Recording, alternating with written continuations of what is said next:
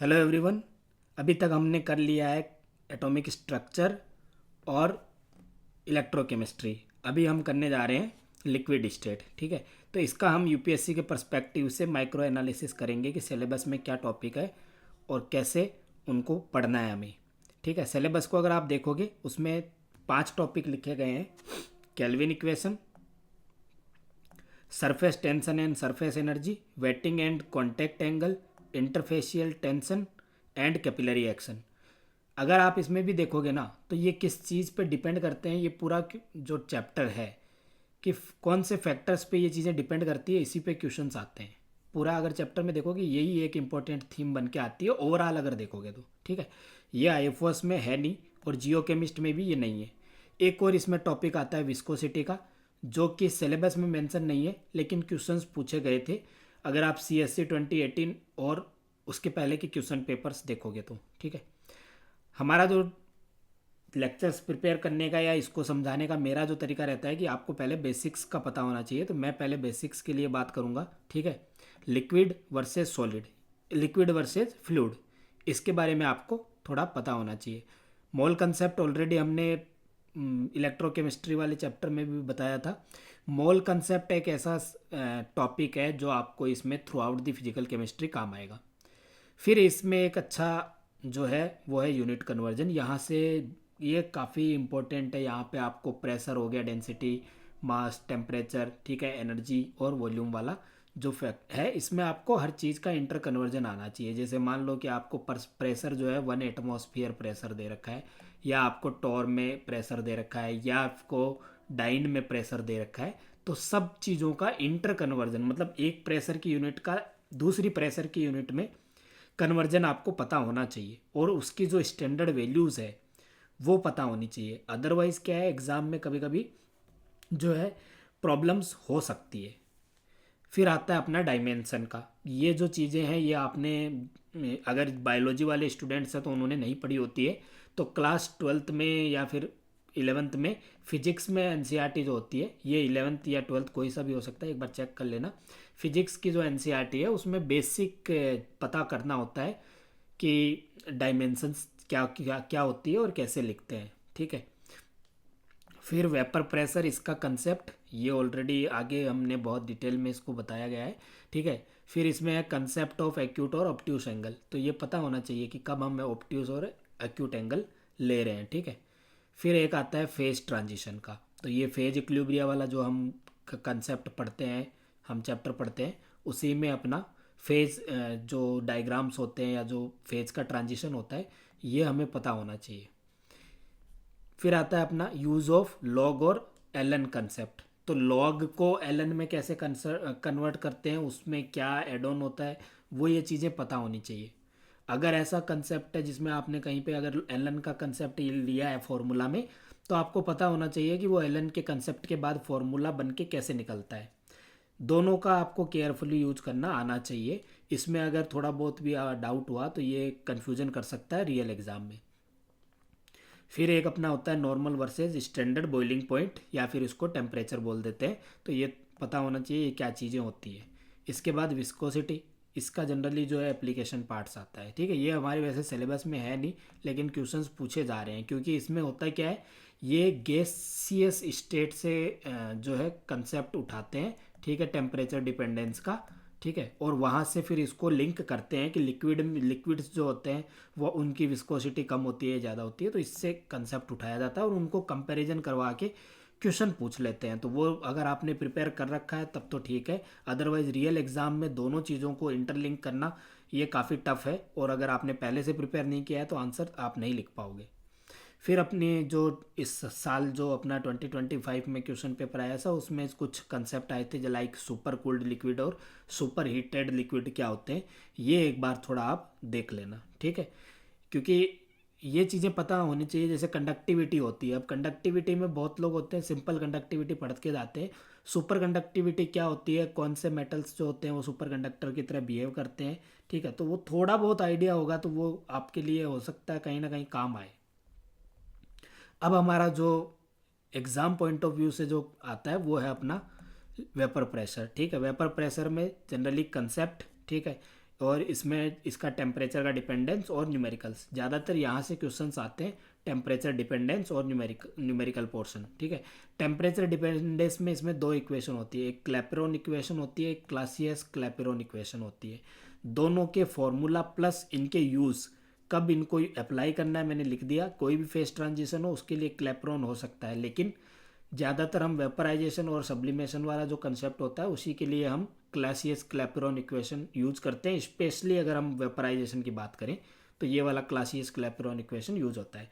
Generally होता है क्या, इसमें न्यूमेरिकल्स पूछे जाते हैं जहाँ पे एवरेज डेल्टा एच वेपराइजेशन जो है उसका कंसेप्ट T2 का या प्रेशर डिफरेंस का जो होता है वो कहीं ना कहीं उसमें क्वेश्चन में एक कोई वैल्यू पूछी जाती है, कभी कभी एक ही पूछी जाती है, दो तो इसमें पूछने के चांसेस नहीं है। ठीक है, इसी में कंसेप्ट पे काफ़ी ज़्यादा न्यूमेरिकल्स आते हैं, तो इस पे थोड़े न्यूमेरिकल्स की अच्छी प्रैक्टिस कर लेना। फिर कभी कभी एन थोड़ा सा अगर घुमा के क्वेश्चन पूछा तो पूछ सकता है कि क्लासियस क्लैपेरॉन इक्वेशन के एजम्पशंस क्या है। ठीक है, तो इसके दो एजम्पशन होते हैं, वेपर बिहेव, अगर एक हम एजम्पशन करते हैं कि वेपर आइडियली बिहेव कर रहा है, और दूसरा है कि इसका मोलर वॉल्यूम जो होता है वेपर का उसका नेग्लिजिबल है। ठीक है, तो ये क्लासियस क्लैपेरॉन इक्वेशन के लिए हम दो एजम्पशंस हैं, वो एग्जाम पॉइंट ऑफ व्यू से आप डायरेक्टली याद कर सकते हैं। इसके बाद अपना कंसेप्ट आता है केल्विन इक्वेशन का।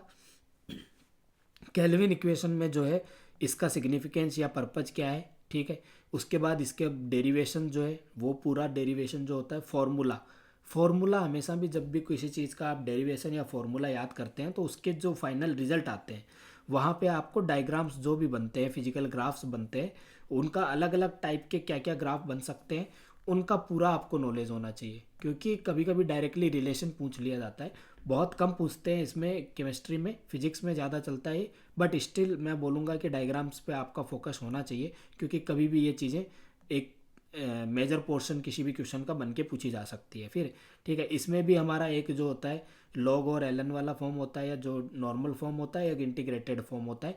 दोनों टाइप की केल्विन इक्वेशन के लिए जो यूज होते हैं वो हमें याद करने हैं। फिर इसका बाद में आता है जो सबसे ज़्यादा इसमें क्वेश्चंस आते हैं वो इन दो पोर्शन से आते हैं। ठीक है, एक तो इसका एप्लीकेशन पोर्शन, जहाँ पे एप्लीकेशन में हमें फिजिकल सेंस में क्वेश्चंस पूछे जाते हैं। ठीक है, जैसे इस बार जो क्वेश्चन पूछा गया था कि एक बार आगे मैं देख के बता देता हूँ। ठीक है, ये वाला क्वेश्चंस कि why do liquids become super heated before boiling, explain using kelvin equation. अब ये केल्विन इक्वेशन में जो है आगे इसमें मैं यही एक्सप्लेन कर रहा हूँ कि केल्विन इक्वेशन का जो है इंटर रिलेशन जो है अलग अलग फिजिकल क्वांटिटीज़ के साथ क्या है, रेडियस के साथ वो कैसे डिपेंड करता है, तो ये चीज़ें आपको पता होनी चाहिए। प्रेशर का जो है कैसे डिफरेंस करता है, जो नेचर है लिक्विड का वो कैसे डिपेंड करता है। इंटर डिपेंडेंस मतलब कि उसी फॉर्मूला में एक चीज़ दूसरे पे कैसे डिपेंड कर रही है, इन्वर्सली प्रोपोर्शनल है या डायरेक्टली प्रोपोर्शनल है। तो ऐसे क्वेश्चंस इसमें ज़्यादा पूछे जाते हैं, या फिर पूछे जाएंगे एप्लीकेशन बेस्ड, उसमें भी जो है इंटर रिलेशंस के बेसिस पे ही कहीं ना कहीं क्वेश्चन बनेगा। और इसमें ज़्यादातर क्वेश्चंस न्यूमेरिकल के भी आते हैं, तो डायरेक्टली जो है फॉर्मूला यूज करना है और आपको न्यूमेरिकल में पुटअप करके और वैल्यू निकालनी होती है। ठीक है, देन आता है हमारा सरफेस टेंशन और सरफेस एनर्जी। इससे काफ़ी ज़्यादा क्वेश्चंस पूछे जाते हैं, इसमें कोई डाउट नहीं है, क्योंकि सरफेस टेंशन एक अकेला मतलब ये एक टॉपिक नहीं है। इसके अगर फिनोमिना जो सरफेस टेंशन का एसोसिएटेड होते हैं उसमें हमारा कैपिलरी, ड्रॉपलेट और बबल्स का फॉर्मेशन, इंटरफेशियल टेंशन। ठीक है, तो ये तीनों चारों चीज़ें मिलके जो है और भी होती है, एक दो और एप्लीकेशन है, फिनोमिना है, तो ये सरफेस टेंशन बनता है। तो सरफेस टेंशन अगर देखोगे, वैसे सिंपल अगर टॉपिक देखोगे तो इसमें से क्वेश्चन पूछे जा सकते हैं, जेनेसिस ऑफ सरफेस टेंशन, इसका फॉर्मूला क्या होता है, यूनिट क्या होती है और डायमेंशन क्या होता है। फिर इसी में सरफेस एनर्जी, इसकी भी डेफिनेशन, और इस पर न्यूमेरिकल्स ज़्यादातर पूछे जाते हैं।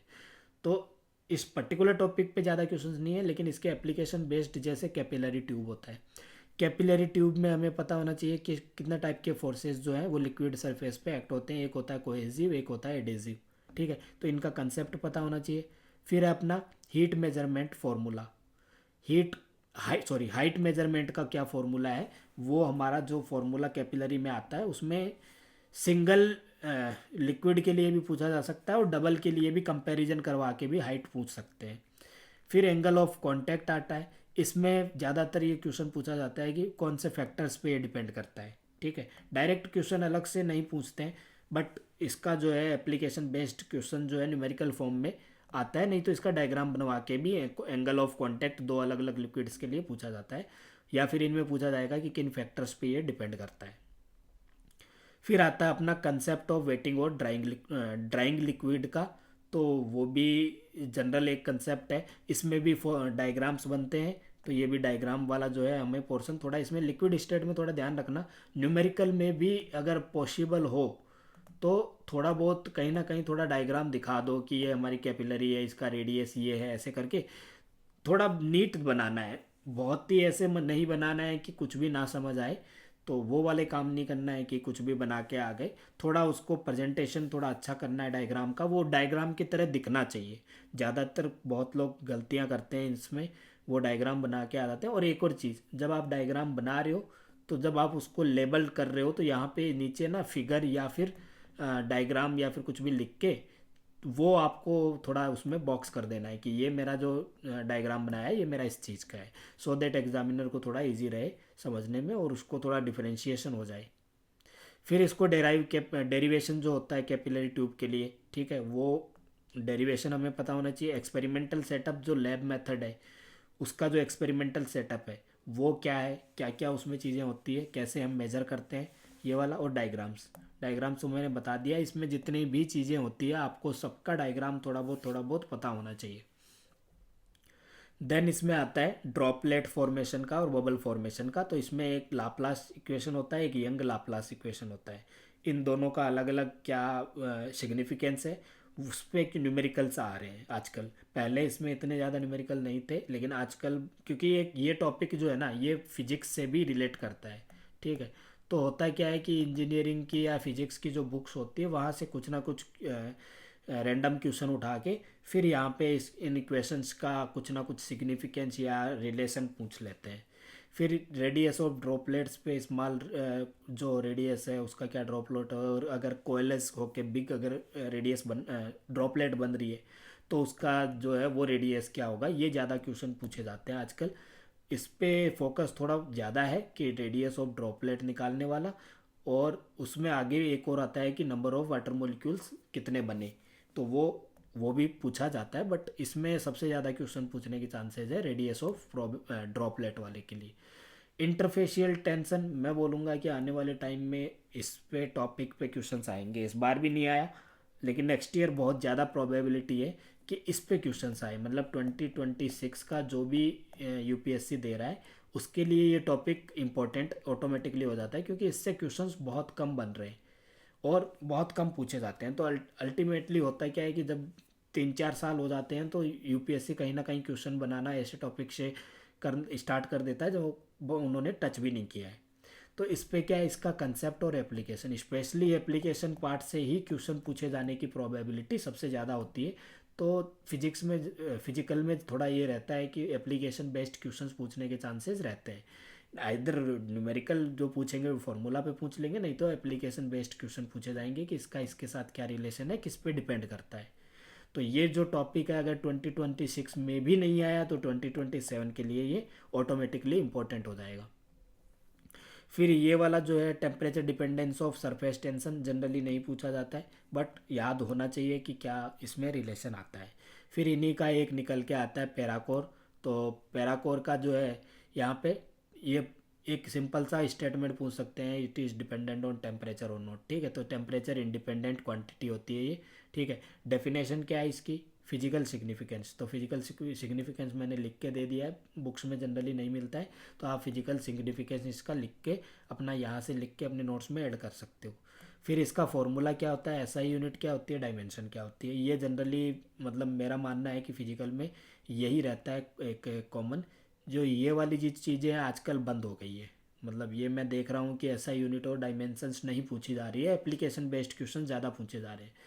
बट मैं फिर भी बोलूँगा कि एसआई यूनिट तो एटलीस्ट आपको पता ही होनी चाहिए, अगर आपको डायमेंशन नहीं पता है तो। कहीं कहीं मेरे नोट्स में डायमेंशन कुछ कुछ चीज़ों की मिल जाएगी, अदरवाइज़ आपको थोड़ा बहुत खुद से करना पड़ेगा। इसके बाद आता है इसमें सरफेक्टेंट्स और सरफेस एक्टिव मटेरियल्स। यहाँ पे मैं बोलूँगा कि बहुत मतलब पुराना जो अगर पेपर उठाओगे पुराने आई थिंक 2015 या उससे पहले के, ठीक है, वहाँ पे ये टॉपिक्स थे आई थिंक सिलेबस में, तब इनसे क्वेश्चंस पूछे गए थे।